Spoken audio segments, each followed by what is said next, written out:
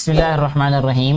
अभी हम स्टार्ट कर रहे हैं चैप्टर नंबर 2 और चैप्टर नंबर 2 क्लास 9th, इसका नेम है रियल एंड कॉम्प्लेक्स नंबर्स।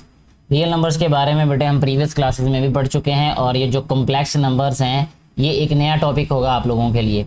लेकिन ये जो एक अच्छा स्टेप इस किताब में दिया गया है वो ये है कि रियल नंबर्स को काफ़ी डिटेल में यहाँ डिस्कस दोबारा किया गया है। उससे रिलेटेड जितने भी कॉन्सेप्ट्स हैं वो दोबारा रिवाइज करवाए गए हैं आपको, यानी प्रीवियस क्लासेस की वीडियोस देखने की ज़रूरत आपको नहीं पड़ेगी या वो एक्सरसाइज दोबारा रिवाइज करने की ज़रूरत नहीं पड़ेगी। यहाँ पे बहुत सारे कॉन्सेप्ट्स आपको रिवाइज करवा दिए गए हैं। तो शुरू करते हैं इसका लेक्चर नंबर 1 जो कि इंट्रोडक्शन से बेटा स्टार्ट होता है। इस चैप्टर का इंट्रोडक्शन कुछ इस तरह से दिया है उन्होंने हमें कि सबसे पहले बताया है कि the numbers are the foundation of mathematics. जो नंबर्स हैं, हिंदसे हैं, वो बुनियाद हैं रियाजी की, ठीक है। And we use different kind of numbers in our daily life, और हम मुख्तलिफ नंबर्स को अपनी रोज़मर्रा की ज़िंदगी में इस्तेमाल करते हैं। It is necessary to be familiar with various kinds of numbers. कहता है कि ये ज़रूरी है कि हम मुख्तलिफ किस्म के नंबर्स के साथ फेमिलियर हों, आशना हों, हमें उनका पता हो। In this unit we shall discuss real numbers. हम इस चैप्टर में, इस सबक में रियल नंबर्स को डिस्कस करेंगे, उसके बारे में बातचीत करेंगे। एंड कॉम्प्लेक्स नंबर्स और कॉम्प्लेक्स नंबर्स के बारे में बातचीत करेंगे, इंक्लूडिंग देयर प्रॉपर्टीज़, और साथ ही साथ उनकी प्रॉपर्टीज़ के बारे में भी हम पढ़ेंगे। There is a 1-to-1 correspondence. 1-to-1 correspondence है, ठीक है। 1-to-1 कोरेस्पॉन्डेंस का कॉन्सेप्ट जो है बेटा 6th क्लास में भी आपने फर्स्ट चैप्टर में, फर्स्ट एक्सरसाइजेज में ही आपने पढ़ा होगा, जिसमें आपने इक्विवेलेंट सेट्स की डेफिनेशन पढ़ी होगी कि इक्विवेलेंट सेट्स वो सेट्स होते हैं जिनमें 1-to-1 कोरेस्पॉन्डेंस पाई जाती है। ये वही वाला 1-to-1 कोरेस्पॉन्डेंस है कि एक एलिमेंट के सामने बिल्कुल एक एलिमेंट हो, या एक चीज़ के सामने अगर बिल्कुल एक चीज़ कंसाइड कर रही हो या बिल्कुल फेस कर रही हो, then we say that 1-to-1 correspondence is established in those two things, या इन दोज थिंग्स।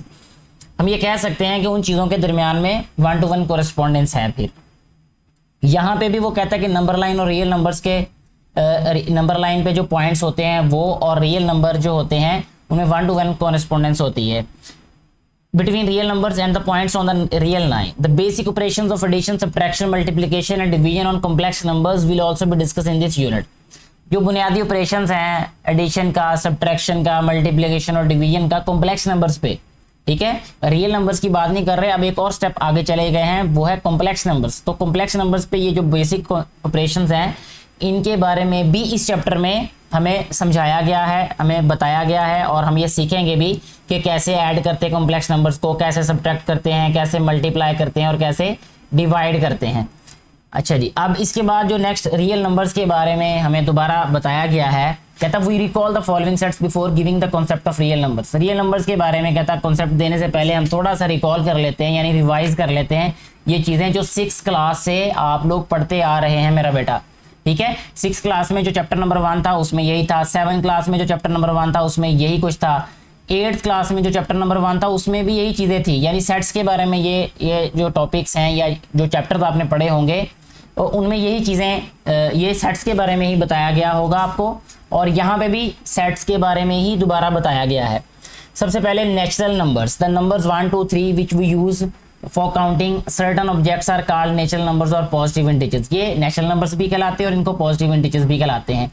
मेरा बेटा वर्डिंग को अच्छे तरीके से पढ़ा करें, क्योंकि बाज़ दफ़ा क्वेश्चन एक तरह से पूछा जाता है, बाज़ दफ़ा उसको किसी दूसरे लफ्ज़ को सिलेक्ट करके पूछा जाता है। जैसे आपको कहा जाए कि राइट पॉजिटिव इंटीजर्स, तो आपने उसमें पजल नहीं होना फिर मेरा बेटा। You have to write there natural numbers because natural numbers are also called positive integers, ठीक है। The set of natural numbers is denoted by n। जो सेट ऑफ नेचुरल नंबर्स है ना बेटा उनको n से डिनोट करते हैं, ठीक है। और ये होते हैं 1, 2, 3 up to so on. Up to so on mean इनकी कोई लिमिट नहीं है, एंड पॉइंट नहीं है इनका कोई भी। होल नंबर्स क्या होते हैं? If we include 0 in the set of natural numbers, the resulting set is the set of whole numbers. अगर हम नेचुरल नंबर्स में 0 इंक्लूड कर दें then we'll get the whole numbers. ये देखें यहाँ पे 0 ऐड कर दिया, ऐड मीन 0 को इंक्लूड कर दिया, not add, it means include किया है इसको। 0, 1, 2, 3 up to so on. Integers, integers क्या होते हैं? The set of integers consist of positive integers 0 and negative integers and is denoted by z।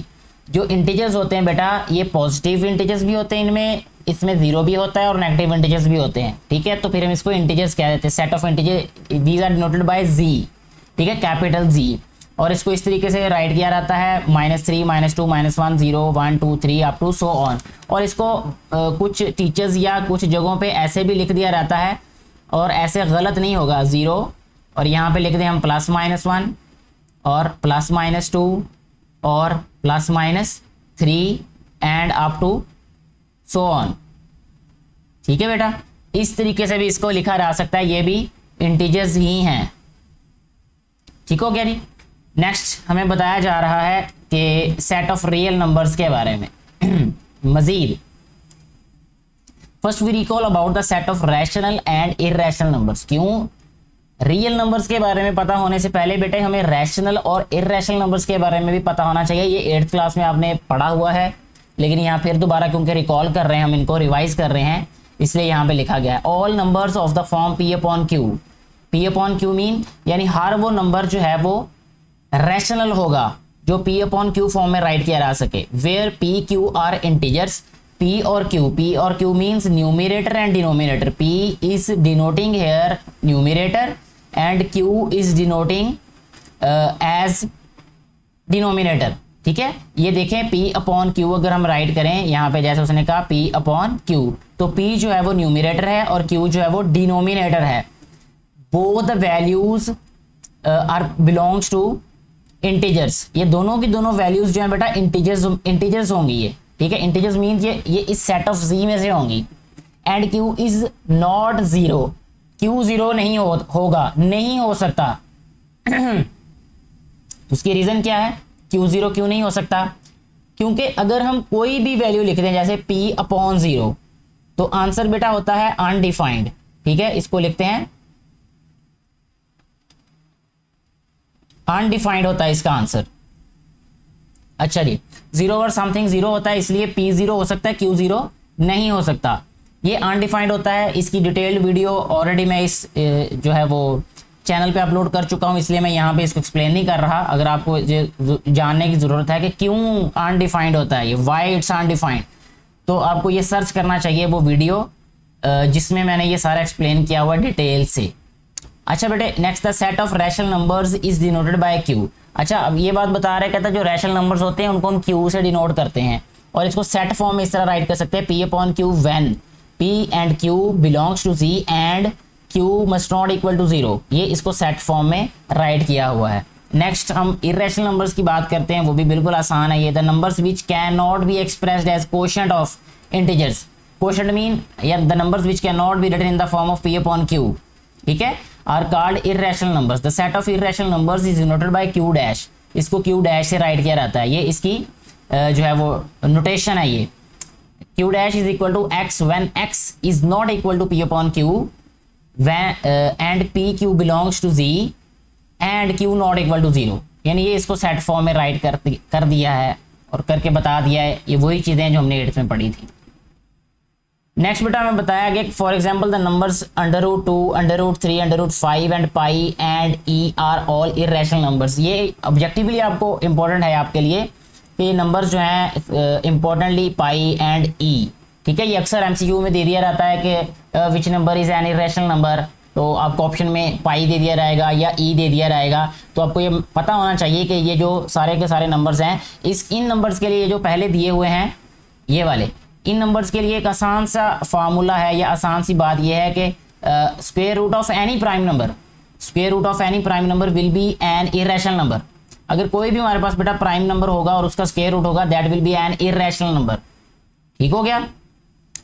The union of the set of rational numbers and irrational numbers is known as the set of real numbers. अब यहाँ पे वो define कर रहा है real numbers को। What are real numbers? Real numbers are the union of rational and irrational numbers. ठीक है, real numbers are denoted by R and we can write as Q union Q dash. Here Q and Q dash are both subsets of R. Subset of R mean Q, all the elements of Q are also in R. Q dash is also an element of R. Is an element mean all the elements of Q dash are present in R. ठीक है, subset का mean यही होता है। ये 6th class में पढ़ा आपने, 7 में भी पढ़ा और 8 में भी पढ़ा होगा ये सबसेट की डेफिनेशन। कि सबसेट मीन कि if all the elements of one set are present in second set, then first set will be the subset of second set. ठीक है। अच्छा, अब Q intersection Q dash is equal to empty और null set. It means कि Q और Q dash में कोई element जो है वो कॉमन नहीं होगा। क्यों?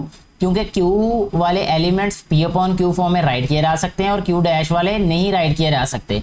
जैसे इवन और ऑड होते हैं, इवन और ऑड में कोई भी एलिमेंट कॉमन नहीं होता, उनका भी जो इंटरसेक्शन है वो एम्प्टी सेट होता है। यहाँ पे कुछ चीजें नोट करने के लिए उन्होंने कहा है, वो ये है कि n is subset of W proper subset, sorry it's not subset sign. Subset का साइन बेटे ये होता है, नीचे एक लाइन होगी, ये प्रॉपर सबसेट है।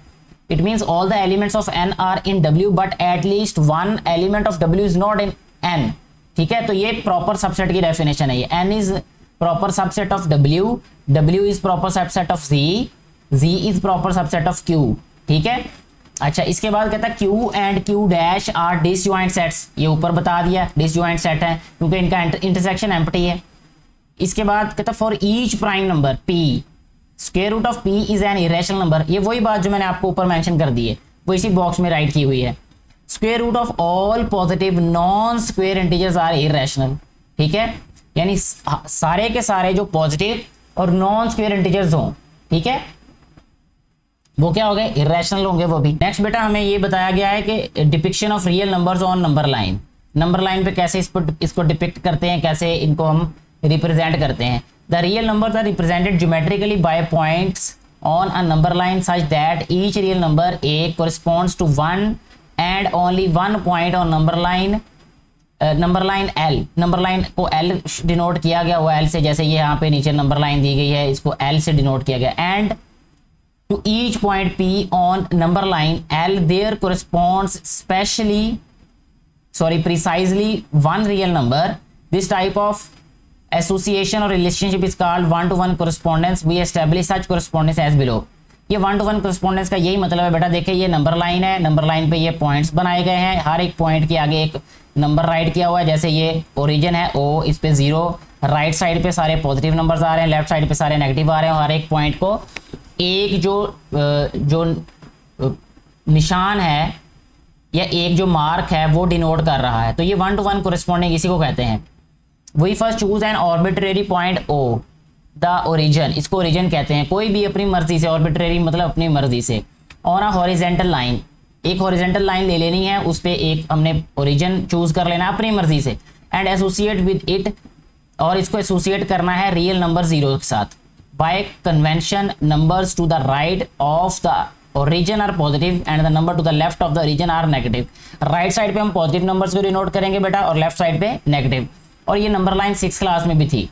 ठीक है, ये वही नंबर लाइन है जो 6 क्लास में ऑलरेडी आप लोग पढ़ चुके होंगे। Assign the number line, assign the number 1 to the point A so that the line segment OA represent 1 unit of the length. ठीक है, यानी हर एक जो नंबर है वो एक यूनिट को रिप्रेजेंट कर रहा है। यानी ये जो 1 है नंबर, ये 1 यूनिट को, 2 जो है ये 2 यूनिट्स को, 3 जो है ये 3 यूनिट्स को, और 4 यूनिट्स को रिप्रेजेंट कर रहा है। यहाँ पे नंबर लाइन को उन्होंने हमें बता दिया कि रियल नंबर के साथ कैसे उसकी डिपिक्शन कैसे होती है, कैसे उसकी रिप्रेजेंटेशन कैसे की जाती है। अच्छा बेटा जी, इसके बाद हमें नेक्स्ट बताया गया है कि द नंबर ए, अब स्मॉल ए की बात की जाए, associated with a point P on L is called the coordinate of P।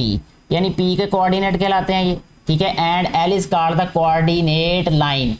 ठीक है, L को कोऑर्डिनेट लाइन कहते हैं और द रियल नंबर लाइन भी कहते हैं इसको। ठीक है, for any real number A the point P dash minus A correspond to minus A lies at the same distance from O as the point P of A corresponding to A but in the opposite direction। अब वो positive और negative का just हमें बता रहा है कि जो पॉजिटिव A है और जो नेगेटिव A है उन दोनों का सेम डिस्टेंस होगा।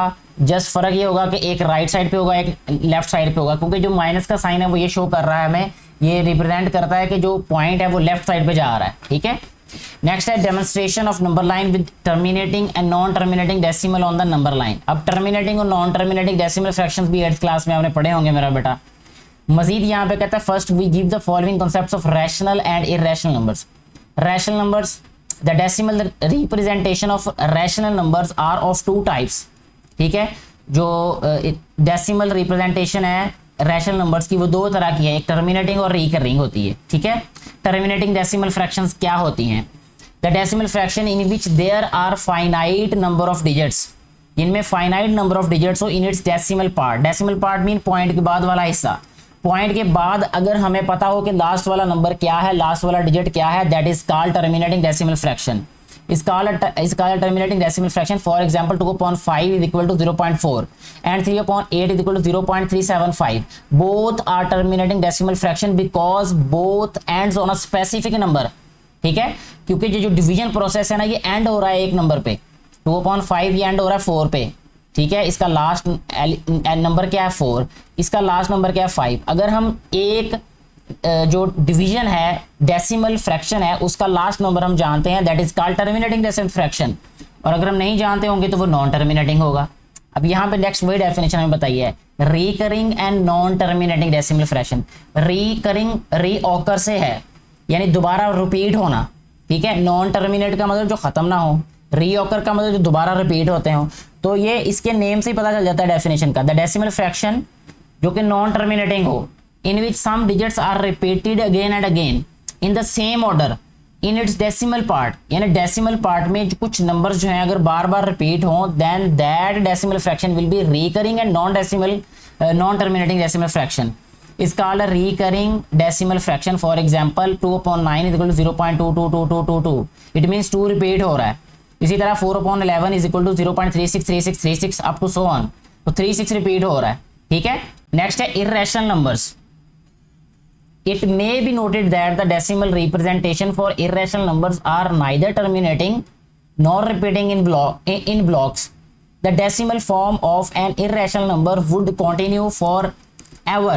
बेटा जो irrational numbers की डिवीजन होती है ना, वो कंटिन्यू ही रहती है, वो एंड नहीं होती कहीं पे, और उनमें कोई रीऑकरेंस भी नहीं होती, यानी नंबर रिपीट भी नहीं होते। And never begin to repeat the same block of digits, यानी जो वो डिजिट्स रिपीट होते हैं ना, वो भी नहीं होंगे इसमें इर्रेशनल नंबर्स में। जैसे यहाँ पे देखिए एग्जांपल हमें दी गई है कि √2 है 1.1 1.4142135662, कोई इसमें ना ये ख़त्म हो रहे हैं और ना ही इनमें कोई रिकरिंग नंबर्स हैं, तो इसलिए इसको इर्रेशनल नंबर बोलेंगे। पाई भी इर्रेशनल है और ई भी क्या है, इर्रेशनल नंबर है ये। Obviously these decimal representation are neither terminating nor recurring, ठीक है। These are called non terminating non recurring decimal fractions.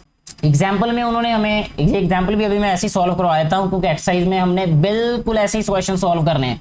Exercise बहुत जल्दी सॉल्व हो जाएगी अगर ये सारी एग्जाम्पल्स और ये सारी थ्योरी आप लोग अच्छे तरीके से समझ लेंगे तो।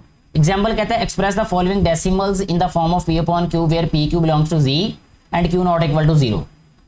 0.3 डैश 3 के ऊपर हैट है ना, ये हैट मीन रिपीट हो रहा है, ये 0.23 इट मीन्स ये 23 जो है रिपीट हो रहा है ये। अब इसका सोल्यूशन देखें मेरा बेटा कैसे होगा। सबसे पहला काम क्या किया यहाँ पे उन्होंने, कहता सपोज कर लिया कि ये एक वेरिएबल के इक्वल है, इसको x के इक्वल सपोज किया हुआ है यहाँ पे, ठीक है। यहाँ पे कि x जो है वो इक्वल है 0.3 हैट के 3 डैश के, which can be written as x is equal to 0.33333 up to so on. Note that we have only one digit 3 repeating indefinitely. सिर्फ हमारे पास एक नंबर है, एक ही डिजिट है जो रिपीट हो रहा है, so we will multiply both the sides by 10, ठीक है। अगर हमारे पास एक डिजिट होगा, जैसे हमारे पास अगर 0.3 हो, तो इसका पॉइंट खत्म करने के लिए हम ओवर में क्या राइट करेंगे 10, ठीक है। और अगर हमारे पास 2 डिजिट्स होंगे, जैसे इस नीचे वाले बी पार्ट में 0.23 है, तो इसको हम खत्म करके पॉइंट को ओवर में 100 राइट कर सकते हैं। इट मीन इसमें 100 से मल्टीप्लाई करेंगे। तो हम इस पहले वाले पार्ट की बात करें तो इसमें 10 से मल्टीप्लाई किया गया दोनों साइड्स को, तो ये 10x हो जाएगा राइट साइड पे 3.333 अप टू सोन हो जाएगा। इसको फर्स्ट इक्वेशन का नेम दिया, इसको सेकंड का नेम दे दिया, ठीक है। अब इन दोनों को सब्ट्रैक्ट किया तो ये 9x इक्वल हो जाएगा और ये इक्वल आएगा 3 के, तो ये 1/3 आ जाएगा। जब 9 को इधर लेके आए तो 1/3 जो है ये इसका आंसर होगा। इसी तरह इसकी सेकंड एग्जांपल भी देख लें, यहाँ पे 0.23 वही वाले स्टेप्स रिपीट होंगे, जस्ट फर्क क्या होगा कि इसमें हमने 100 पे जो 100 से मल्टीप्लाई करना है दोनों साइड्स पे, उसकी वजह कि ये 2 डिजिट हमारे पास नंबर है, क्योंकि 2 डिजिट्स रिपीट हो रहे हैं। तो यहाँ सबसे पहले क्या किया कि इसको x के इक्वल सपोज किया, फिर 100 से मल्टीप्लाई किया, फिर दोनों इक्वेशंस को सब्ट्रैक्ट कर दिया, ठीक हो गया ना। यहाँ पे देखें ये 100x हो गया, ये 23 प्लस 0.23 ये 23 प्लस x हो गया, इधर आके माइनस हो गया ये, ठीक है, यानी सब्ट्रैक्ट कर दिया दोनों इक्वेशंस को, जिस तरह हमने ऊपर वाला जो पार्ट सॉल्व किया है, क्वेश्चन सॉल्व किया है। तो ये आ जाएगा 99 x इज इक्वल टू 23.99 आ जाएगा ये। ठीक हो गया। इस तरीके से हमारा ये वाला पार्ट भी सॉल्व हो जाएगा, ये वाला क्वेश्चन। इसके बाद वो कहता है कि जी representation of real numbers and rational and irrational numbers on number line. Rational numbers और इरेशनल नंबर्स को हमने नंबर लाइन पे कैसे डिनोट करना है। ठीक है, मैं डायरेक्टली लेके जाता हूँ आपको एग्जाम्पल पे, एग्जाम्पल्स करते हैं सॉल्व। और ये बहुत आसान है, ये बहुत ही आसान ये वाले क्वेश्चन हैं। और एक्सरसाइज में भी बिल्कुल ऐसा एक कंप्लीट एक क्वेश्चन है, इसलिए इसको ध्यान से मेरा बेटा समझिएगा। यहाँ पे सबसे पहला पार्ट 2/5 माइनस का है ये। For representing the rational number -2/5 on the number line L divide the unit length between 0 and -1। सबसे पहले ये जो लेंथ है ना, इसको हमने 0 और -1 के जो है ना इसमें डिवाइड करना है। डिवाइड मीन के उतने हिस्से उसके बना लेने। क्यों बना लेने? क्योंकि जब हम 2 को 5 पे डिवाइड करेंगे ना, देखें 2 को डिवाइड करें ना अगर हम 5 पे, तो ये हमारे पास छोटा नंबर है, इसलिए यहाँ पे पॉइंट राइट करके 0, ये आ जाएगा 0.5 4 * 20। ठीक है, यानी 0.4 ये 0 और 1 के दरमियान में ये वाला आंसर हमारे पास आएगा 0.4। अच्छा, अब देखें क्या किया उन्होंने, into 5 equal parts and take the end of the second part from 0 to its left side. The point m in the following figure represent the rational number -2/5। अच्छा, इसमें ना अब इसको इस तरीके से नहीं रिप्रेजेंट किया जिस तरीके से मैं इसको यहाँ पे आपको बता रहा हूँ, यानी 0.4 करके उन्होंने नहीं किया। इसको ऐसे भी किया जा सकता है, इसका ये भी एक मेथड है, लेकिन मैं आपको बिल्कुल वही मेथड ही बता रहा हूँ, वो भी बताऊँगा जो एग्जाम्पल में किया हुआ है। जैसे ये 2/5 है ना, इट मीन्स के 5 पार्ट्स में से सेकेंड वाला पार्ट आंसर है, जो कि फ्रैक्शन में सिंपली हम बात कर रहे होते हैं कि ये जो न्यूमरेटर है ये बता रहा होता है कि हम किस नंबर को कंसीडर कर रहे होते हैं, यानी सेकंड वाला जो पॉइंट है ना वो आंसर होगा 5 पार्ट्स में से। यानी आपने ये देख लिया कि 0 और 1 के दरमियान में आंसर आना है इसका। ठीक है, तो 0 और जो 1 है, क्योंकि ये नेगेटिव वैल्यू है, तो 0 और -1 के दरमियान वाला जो पोर्शन है ना उसको हमने 5 पार्ट्स में डिवाइड कर लेना। उसकी वजह यह है कि इसका जो डिनोमिनेटर है वो 5 है, तो जो भी डिनोमिनेटर होगा ना उतने हिस्सों में उसको डिवाइड कर लेना है। अब देखिए यहाँ पे 1 2 3 4 और 5, ये 5 इक्वल पार्ट्स में डिवाइड कर दिया गया। और सेकंड वाला जो पार्ट है, यानी सेकंड वाली जो लाइन है, वही इसका आंसर होगा। यहाँ पे ये देखें इधर से 1 और 2, यानी second line, second point, second mark जो है वो आंसर है इसका। ठीक हो गया जी।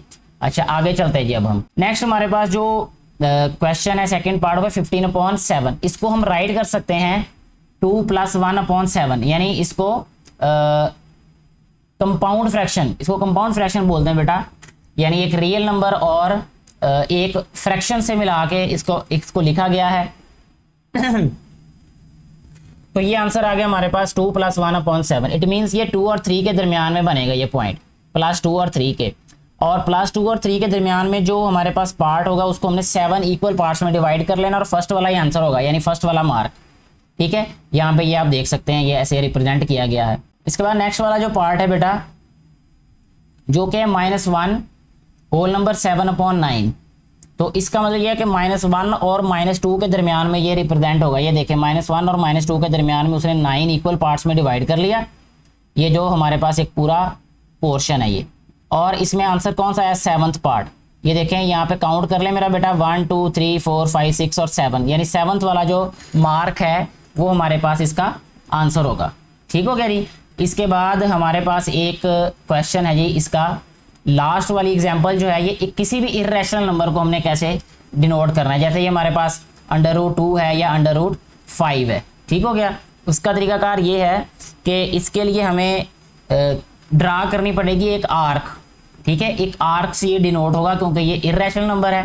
तो उसका तरीका भी बहुत आसान है, वो ये है कि जैसे यहाँ पे उन्होंने √2 को डिनोट किया है, तो यहाँ पे देखिए मेरा बेटा, सबसे पहला उन्होंने ये किया है कि जो OA पॉइंट है ना उसको भी 1 यूनिट कंसिडर किया, और फिर इसके बाद एक AB पॉइंट है उसको भी 1 यूनिट कंसिडर किया। उसकी वजह यह है कि जब पाइथागोरस थ्योरम को यूज़ करेंगे ना हम, ये बेस है, ये परपेंडिकुलर है, तो इसका हाइपोटेनस आ जाएगा हमारे पास √2।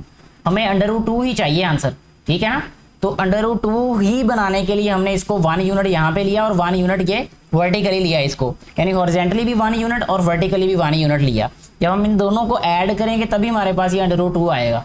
तो ये वाला जो ओ बी है ना, ये है हमारे पास है √2। और अगर हम जो कंपास की मदद से यहाँ से एक आर्क लगाएंगे ना जब, तो ये इस पॉइंट पे यहाँ पे आएगी, यानी इस लाइन पे, ये जो नंबर लाइन है, तो ये वाला जो पॉइंट होगा ना, ये आंसर होगा इसका, यानी ये √2 को डिनोट करेगा 0 से लेकर ये इस पॉइंट P तक। तो इस तरीके से ये सॉल्व होगा। टोटल इसमें 6 क्वेश्चंस हैं और जो क्वेश्चन नंबर 1 है उसमें हमसे पूछा ये गया है कि identify which of the following are rational and irrational numbers. हमने आइडेंटिफाई करना है कि इनमें से कौन से रैशनल नंबर्स हैं और कौन से इररेशनल नंबर्स हैं। तो हमारे पास यहाँ पे सारे के सारे 6 पार्ट्स मौजूद हैं क्वेश्चन नंबर 1 के। 3 दिया हुआ है, यानी √3 इसको लिख देंगे, या कुछ 3 पढ़ते हैं, कुछ √3 पढ़ते हैं, आप जैसे मर्जी इसको पढ़ सकते हैं। अब देखें, ये जो 3 है ये एक प्राइम नंबर है। तो हमने ये थ्योरी में पढ़ा था कि किसी भी जो प्राइम नंबर का स्क्वायर रूट अगर ले लें तो वो इररेशनल होता है, ठीक है। तो हम इसको क्या कहेंगे कि ये हमारे पास है इररेशनल नंबर है। ये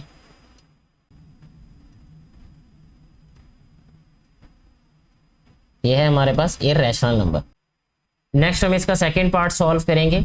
सेकंड पार्ट हमारे पास है 1/6, ठीक है जी। 1/6 को जब हम डिवाइड करेंगे, यानी 1 को 6 पे, तो हमारे पास ये आएगा रिकरिंग डेसिमल फ्रैक्शन। तो रिकरिंग जो होता है वो रैशनल होता है, ठीक है। तो इसको हम राइट करेंगे रैशनल, यानी एक ही नंबर अगर डेसिमल पार्ट में रिपीट हो रहा हो तो फिर उस वाले डेसिमल फ्रैक्शन को हम कहते हैं कि वो रिकरिंग डेसिमल फ्रैक्शन है और वो रैशनल होता है। इस तरह अगर हम थर्ड वाले पार्ट की बात करें तो थर्ड वाला जो हमारे पास पार्ट है, यानी जो क्वेश्चन है, वो है हमारे पास पाई। और ये इसके बारे में हम ऑलरेडी पढ़ चुके हैं कि जो पाई होता है वो इररेशनल होता है, ठीक है।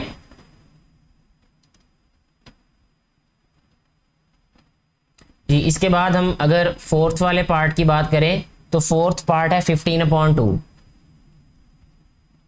15/2, तो 15/2 को हम डिवाइड कर लेते हैं यहाँ पे भी, यहाँ पे 15 और इसको 2 पे डिवाइड करेंगे। 2 7s are 14, यह आ जाएगा 1, यहाँ पे 0 हो जाएगा ये पॉइंट और यहाँ पे भी पॉइंट, और 2 5s are 10, ठीक है। और ये क्या है भला, ये टर्मिनेटिंग डेसिमल फ्रैक्शन है। जो भी टर्मिनेटिंग डेसिमल फ्रैक्शंस होती हैं वो भी रैशनल फ्रैक्शंस होती हैं, तो इसको हम क्या कहेंगे कि ये है रैशनल,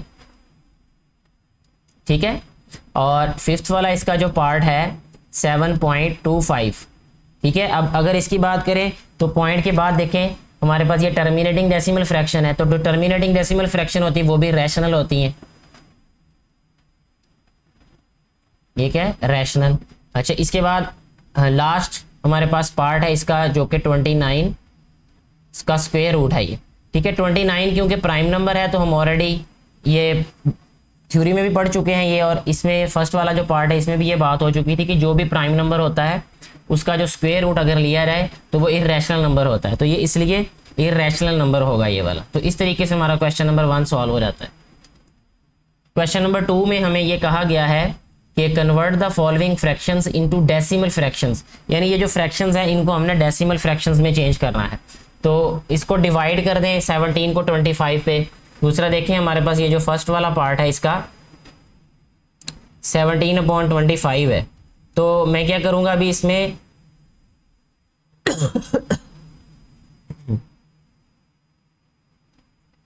जो 25 है ना इसको 100 बना लेता हूं, तो इसको आ जाएगा 17 × 4 और 25 × 4। किसी भी फ्रैक्शन के न्यूमरेटर और डिनोमिनेटर से एक ही नंबर को मल्टीप्लाई करने से फ़र्क नहीं पड़ता, ये 3 क्लास में भी पढ़ा होगा ये।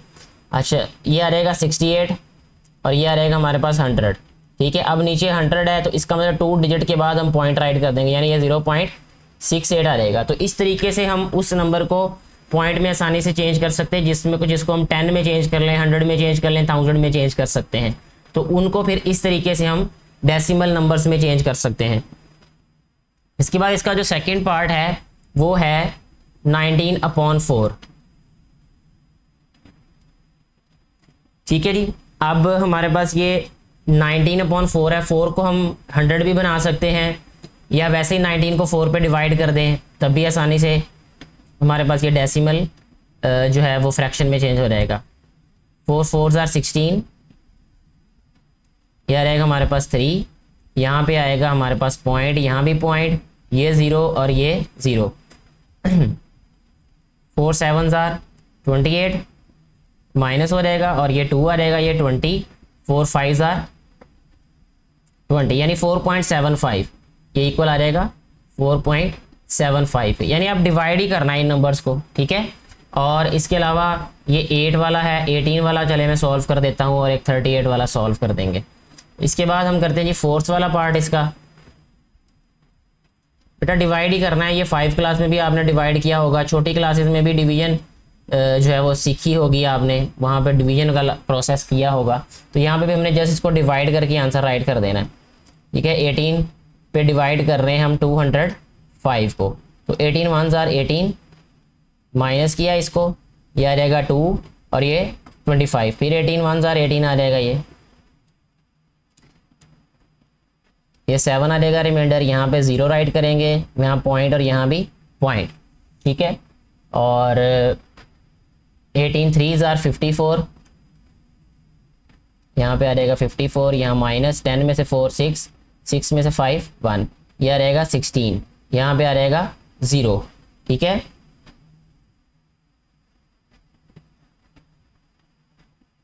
एटीन को 9 से मल्टीप्लाई करते हैं, 172 होता है, 9 8 जार 72, 162 आ गया ये, ठीक है। यानी 8 पे आएगा ये, 18 8, यहाँ पे 18 को 8 से मल्टीप्लाई करेंगे, 8 8 जार 64, 6 कैरी और ये रहेगा 144, 10 में से 4 6 और यहाँ रह जाएगा 5 में से 4 1, ये फिर 160 आ रहेगा, ठीक है। फिर ये वाला रिपीट होता रहेगा ये वाला, यानी 11.38, इसको हम राइट करेंगे 11.38, ठीक है बेटा। इस तरीके से ये हमारा फोर्थ वाला पार्ट सॉल्व हो जाएगा।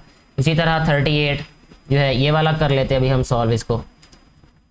ये है जी हमारे पास सिक्स वाला पार्ट, तो ये है जी 25/38, 25 को डिवाइड करना है 25 को 38 पे।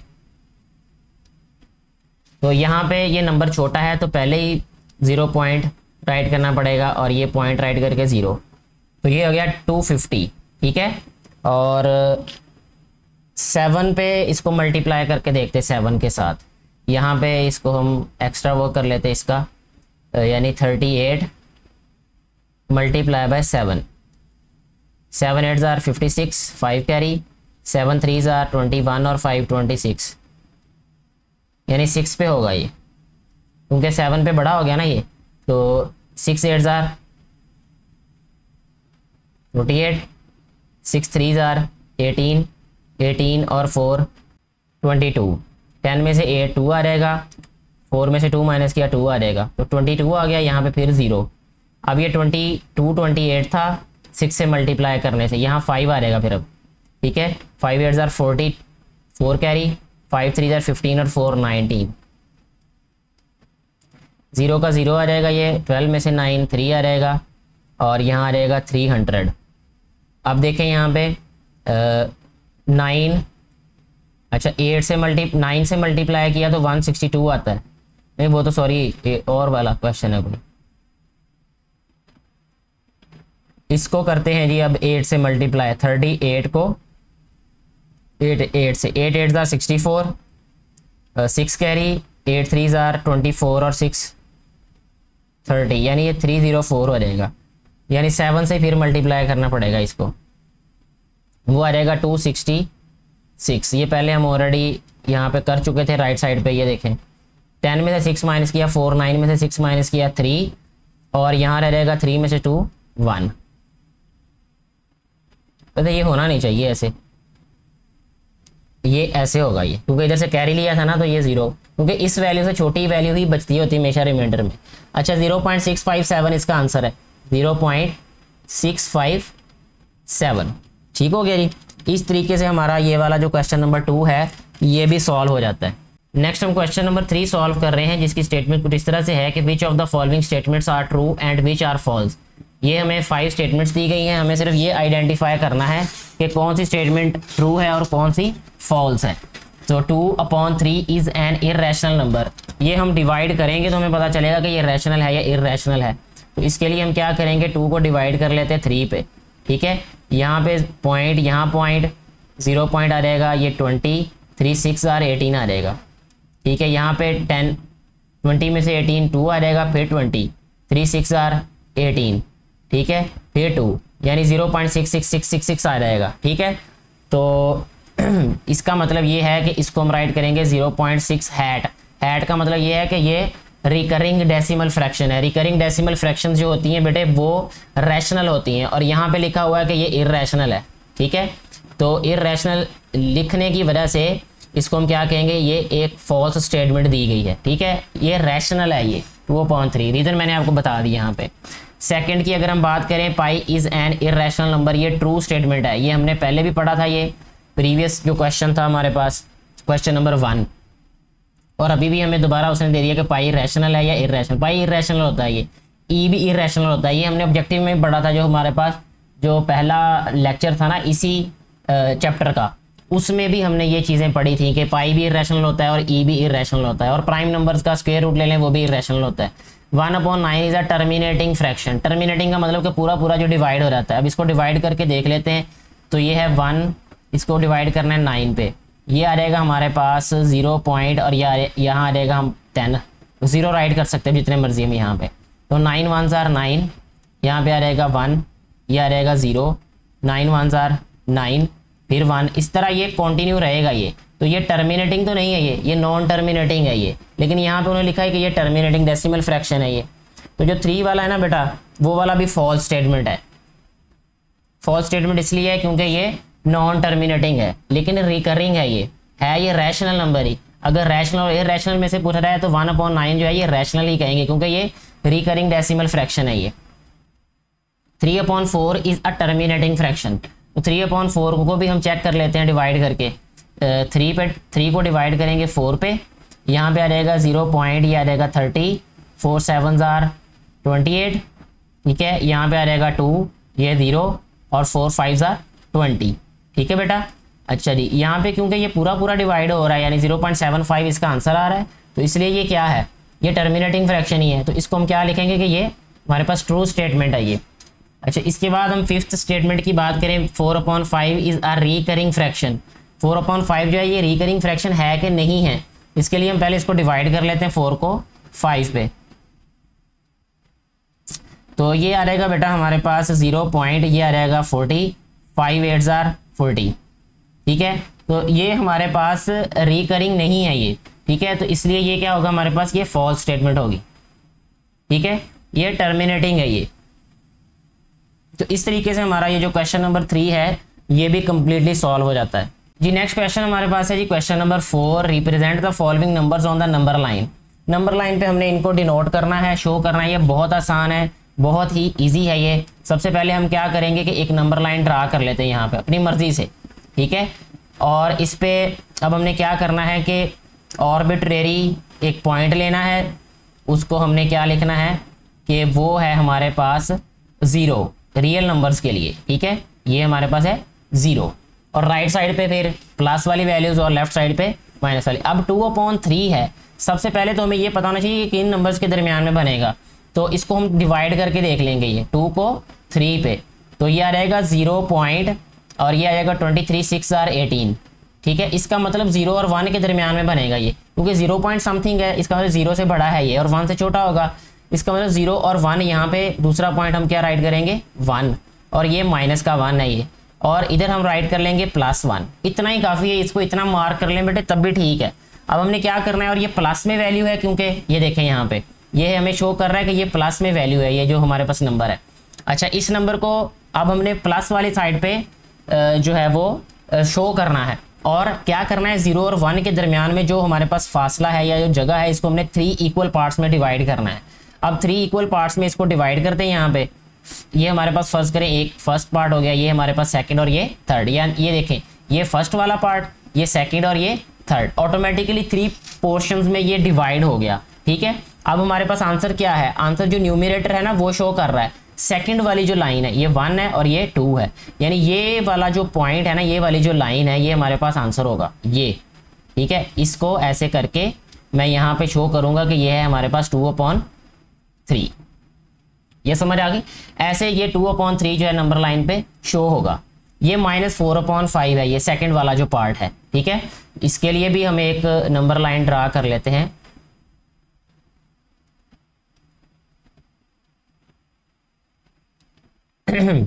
ये हमारे पास एक नंबर लाइन बन गई, ठीक है जी बेटे। अब 4/5 है, इसको सबसे पहले हम डिवाइड करके देखते हैं 4 को 5 पे। तो 5 पे डिवाइड करेंगे तो ये आ रहेगा 0.8, ठीक है। 0.8 का मतलब ये 0 और 1 के दरमियान में ही बनेगा ये। फिर बिल्कुल ऐसे ही हमने जो है वो मार्क करना है इसको। ये सेंटर में इसको ले लेते हैं 0, ठीक है, और राइट साइड पे हम ले लेते हैं 1 और लेफ्ट साइड पे हम ले लेते हैं जी -1, ठीक है। अब क्योंकि ये नेगेटिव का है, ये वैल्यू क्या है, नेगेटिव की, इसलिए लेफ्ट साइड पे इसका जो पॉइंट बनेगा, ठीक है, इसकी रिप्रेजेंटेशन लेफ्ट साइड पे होगी। और 0 और 1 के दरमियान में हमने कितने जो है वो अब डिविजन्स बनानी 5, ठीक है। टोटल 5 इक्वल पार्ट्स में इसको डिवाइड कर देना हमने। तो सपोज हमारे पास इसका ये 1 है और ये दूसरा और ये तीसरा और ये चौथा और ये 5, ये इक्वल नहीं है। ये मुझे बिल्कुल पता है कि ये इक्वल पार्ट्स में डिवाइड नहीं किया, क्योंकि मैंने अंदाजे से इसको डिवाइड किया हुआ। आप इसके लिए स्केल यूज़ कर सकते हैं, स्केल से जो स्केल के ऊपर मार्क होते हैं तो उसमें इक्वल ही आप लोग इसको डिवाइड कर सकते हैं। अब देखिए आंसर इसका कौन सा, फोर्थ वाला पॉइंट। तो फोर्थ वाला पॉइंट कौन सा है, 1 2 3 4, ये वाला जो पॉइंट है ये शो कर रहा है -4/5 को, ठीक है बेटा। इसके बाद देखें ये है 1 होल नंबर 3/4। इसको हमने कैसे अब डिनोट करना है, देखें ज़रा, बहुत इजी है ये भी। सॉरी,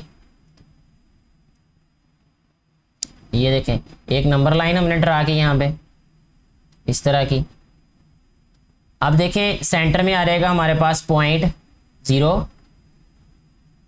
और राइट साइड पे 1 पे 2, ठीक है। अब मैंने 2 क्यों लिए पॉइंट्स, उसकी मैं वजह बता देता हूँ बेटा आपको।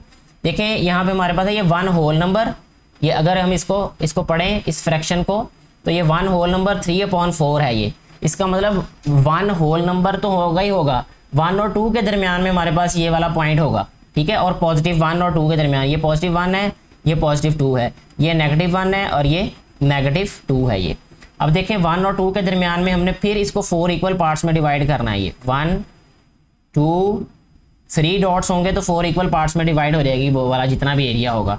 अब देखिए आंसर हमारे पास क्या होगा, थर्ड वाला, 1 के बाद थर्ड वाला पॉइंट, ये वाला, ठीक है। यानी ये जो पॉइंट है ना ये शो कर रहा है 1 होल नंबर 3/4 को। इसका मतलब एक कंप्लीट होल नंबर है हमारे पास, ठीक है। और उसके बाद जो हमारे पास पार्ट है वो उसके 4 में से थर्ड वाला आंसर है, ठीक हो गया।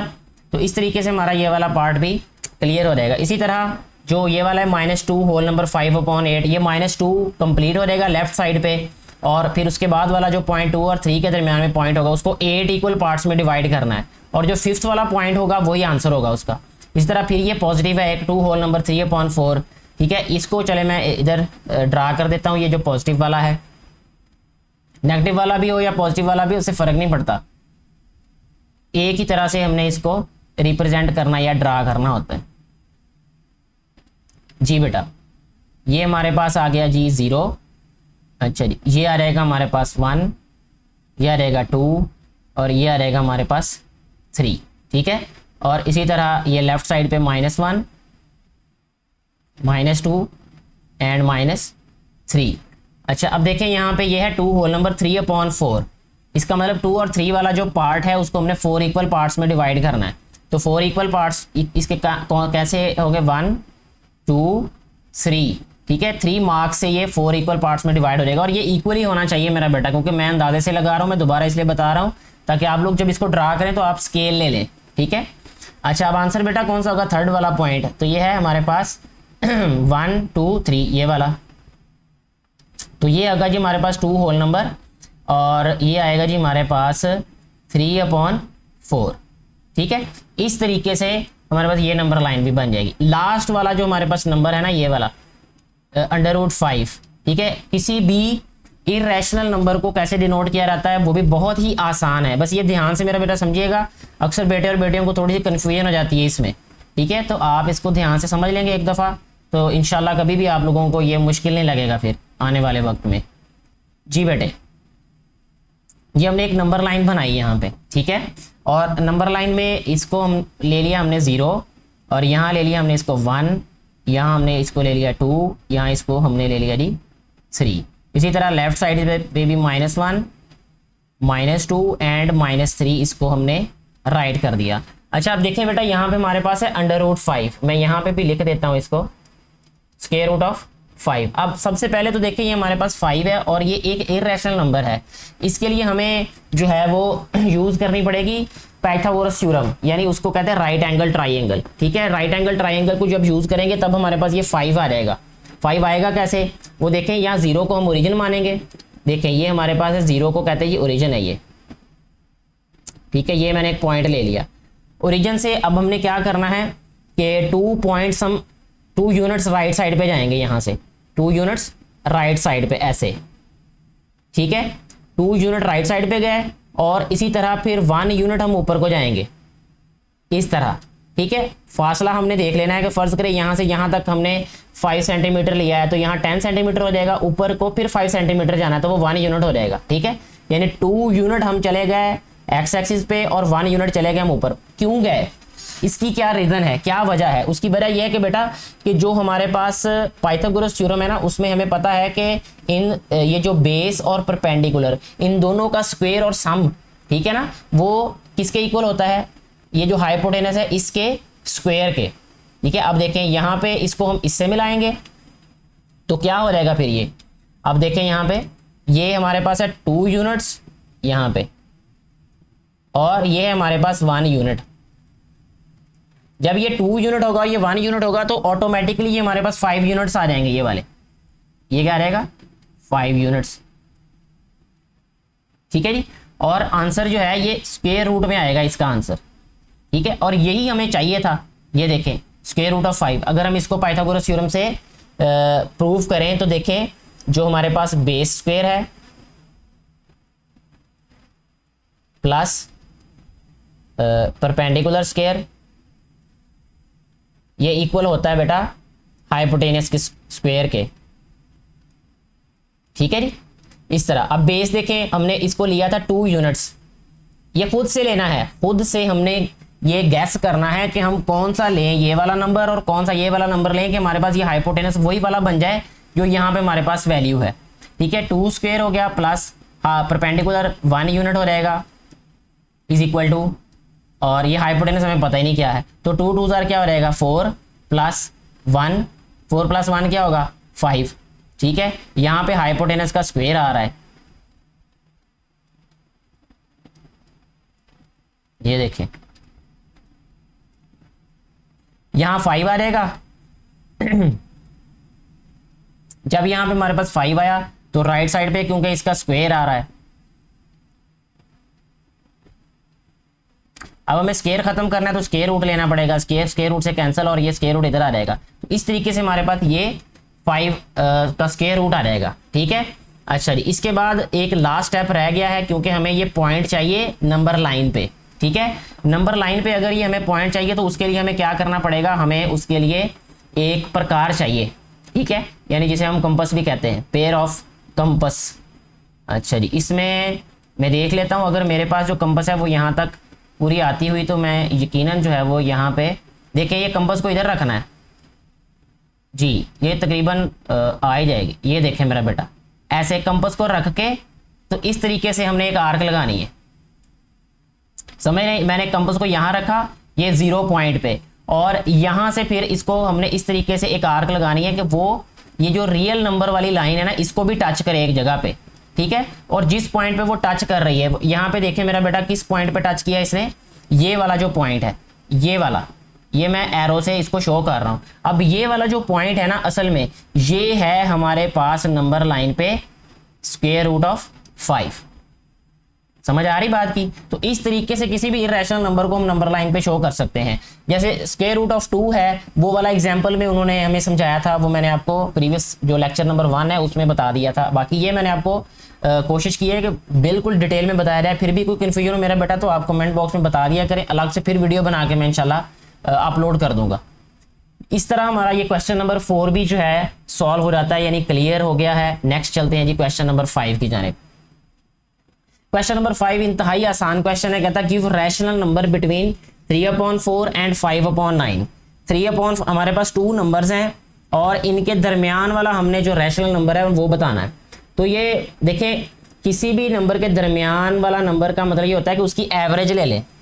एवरेज का मतलब मिड पॉइंट, मीडियन भी कहते हैं उसको, मीडियन कहते हैं उसको, मिड पॉइंट भी कह सकते हैं, उसका दरमियान वाला हिस्सा भी कह सकते हैं। जैसे अगर हमें 4 और 6 का सेंटर वाला नंबर चाहिए तो हम क्या करेंगे कि 4 और 6 को ऐड करें, ठीक है, और इसको क्या कर लें, इसको डिवाइड कर दें हम किस पे, 2 पे, ठीक है। तो सेंटर आ जाएगा 4 + 6 क्या होगा 10, 10/2 क्या आ जाएगा 5। तो वो इनके दरमियान में आएगा नंबर।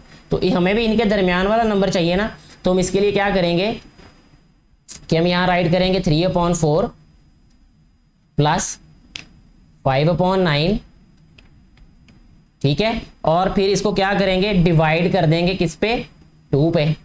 ठीक हो गया जी। अब हम देखें इसको सिंपलीफाई करके, ये 9 और 4 का एलसीएम आ जाएगा 36, यह आ जाएगा 27 + 20, और ये डिवाइड को मल्टीप्लाई में चेंज करेंगे तो यह आ जाएगा 1/2। ठीक है बेटा। इसके बाद नेक्स्ट आ जाएगा ये 47/36 मल्टीप्लाई बाय 1/2, और ये आ जाएगा फिर नेक्स्ट 47/36 को 2 से मल्टीप्लाई करें तो ये आ जाएगा 72। जब भी रैशनल नंबर्स के दरमियान में मल्टीप्लाई का साइन आ जाए या उनके ब्रैकेट आ जाए तो हम बिल्कुल ऊपर वाली वैल्यू को न्यूमरेटर से मल्टीप्लाई करते हैं, डिनोमिनेटर को डिनोमिनेटर से। तो ये जो 47/72 है ना, ये वो नंबर है जो कि इन दोनों रैशनल नंबर्स के दरमियान में रैशनल नंबर आएगा हमारे पास। तो इस तरीके से हमारा ये जो क्वेश्चन नंबर 5 है ये भी सॉल्व हो जाता है।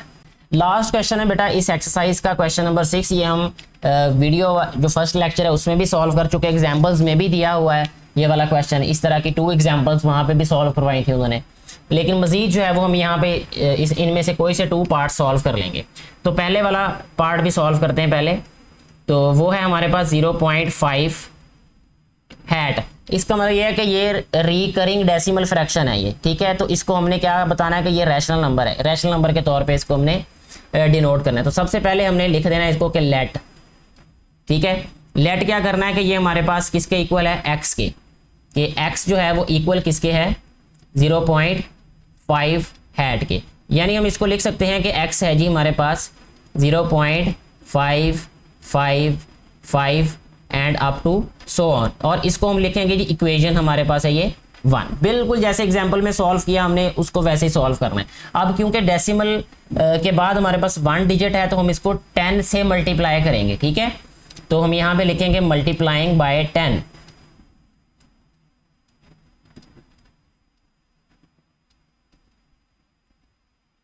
मल्टीप्लाइंग बाय 10, ठीक है। दोनों साइड्स को 10 से मल्टीप्लाई करेंगे, ये आ रहेगा हमारे पास 10x इज इक्वल टू, जब इसको 10 से मल्टीप्लाई करेंगे तो ये आ रहेगा 5.55 and up to so on. इसको इक्वेशन हम रख देंगे बेटा 2, ठीक है जी। ए भी लिख सकते हैं, 1 2 भी राइट कर सकते हैं।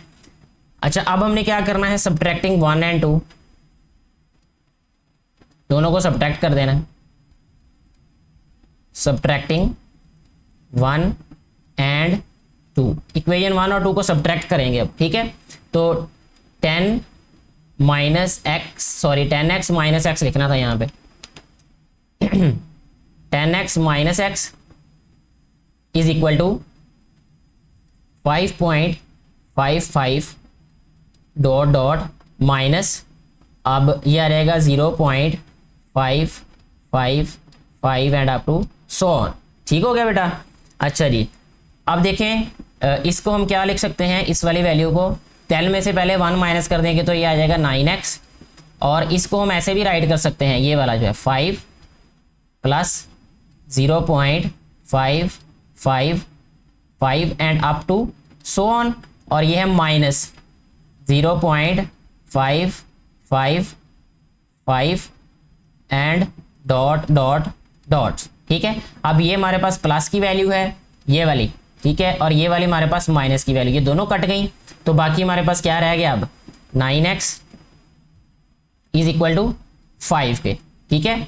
अब हमें चाहिए x की वैल्यू, तो ये आ रहेगा हमारे पास x इज इक्वल टू 5/9।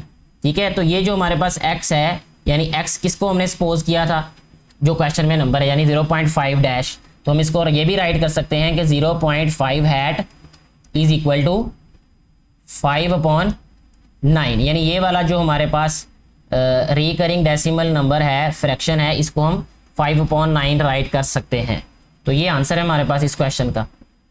इसके बाद एक और इसका पार्ट जो है वो हम सॉल्व कर लेते हैं ताकि मज़ीद आपको क्लियर हो जाए ये वाली बात। वो ले लेते हैं 0.67 ले लेते हैं। 0.13 में भी 2 डिजिट है डेसिमल के बाद, और इसमें भी 2 डिजिट्स हैं। 67 वाला ले लेते हैं। चले हम सबसे पहला काम हम क्या करेंगे कि हमारे पास क्वेश्चन है 0.67 हैट। ठीक है, इसको हम लेट करेंगे। सपोज किया बेटा हमने इसको कि ये है हमारे पास x इज इक्वल टू 0.67। ठीक है, हैट। अब हम x को लिख सकते हैं कि x इक्वल है 0.6767 and up to so on. ठीक है, अच्छा, इसके बाद इसको इक्वेशन नंबर 1 राइट कर देते हैं। अब क्या करेंगे, हम मल्टीप्लाई करेंगे इसको 100 के साथ। क्यों 100 से मल्टीप्लाई करेंगे कि अगर हमारे पास 0.67 है, इसका पॉइंट खत्म करें तो ओवर में क्या लिखेंगे 100। ठीक है, अगर पॉइंट के बाद 2 डिजिट नंबर है तो 100 से मल्टीप्लाई करेंगे, 1 डिजिट नंबर है तो 10 से मल्टीप्लाई करेंगे। तो अब क्योंकि हमारे पास 2 डिजिट्स हैं यहाँ पे, तो मल्टीप्लाई किसके साथ करेंगे हम, 100 के साथ।